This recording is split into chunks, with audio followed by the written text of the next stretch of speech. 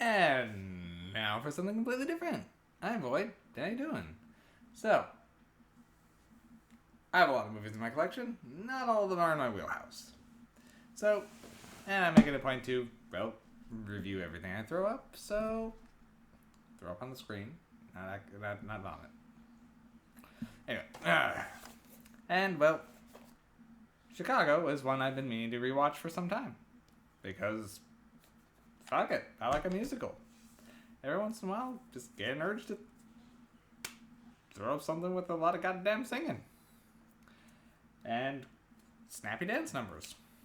And Chicago hits that sweet spot pretty damn well, especially with the whole 1920s aesthetic. I do a lot of Call of Cthulhu roleplays, so that's a lot of stuff going on in the 20s, so, you know, this kind of works for that. So, yeah. So I decided to go Chicago. And I'm not the only person who liked this, as it took 6 Academy Awards, including Best Picture that year.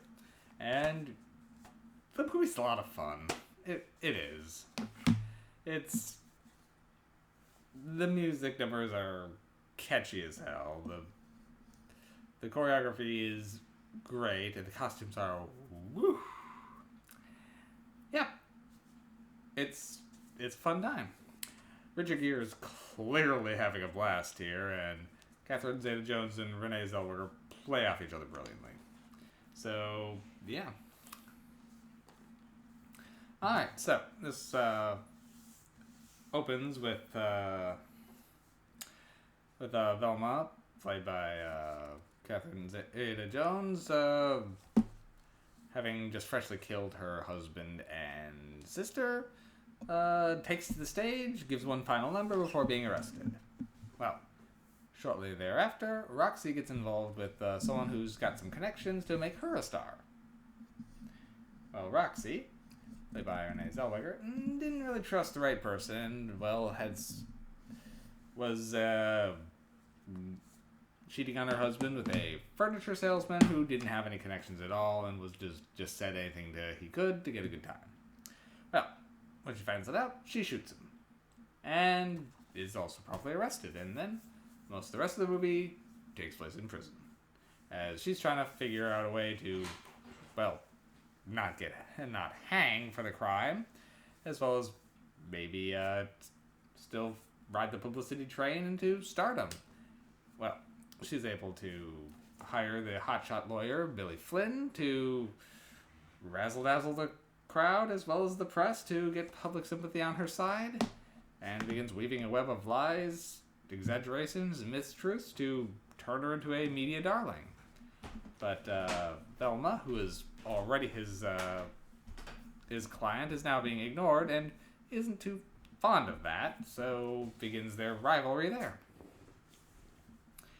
And it's, well, a fight for the spotlight as well as to avoid the gallows. And yeah, the movie's a lot of fun. I've watched it a couple days ago now, and I've got, I think, 4 or 5 of the songs still switching over in my head, so yeah, that's I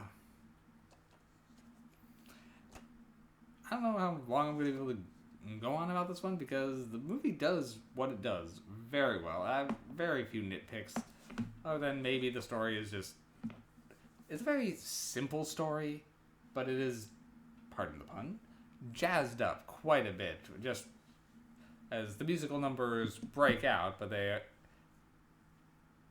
move the story along, as it's pretty much almost like a jazz overlay of what's actually happening at the moment. Like in the court scenes, when it's pretty much being him razzle dazzle like that, it turns into like a whole circus production, but you can see what's kind of actually happening just beyond it.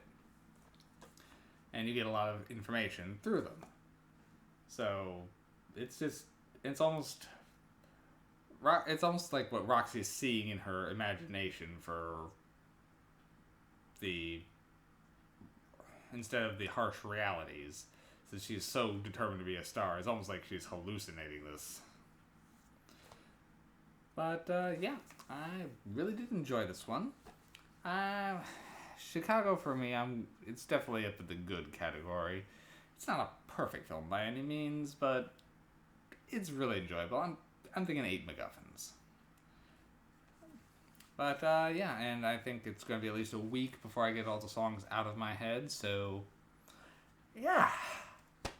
All right. Well, Chicago, 2002 Best Picture, and I highly recommend it if you have any interest in musicals at all. Even if you don't, this one, it's still worth seeing. Just from sheer spectacle alone. All right. Well, I'll see you guys soon.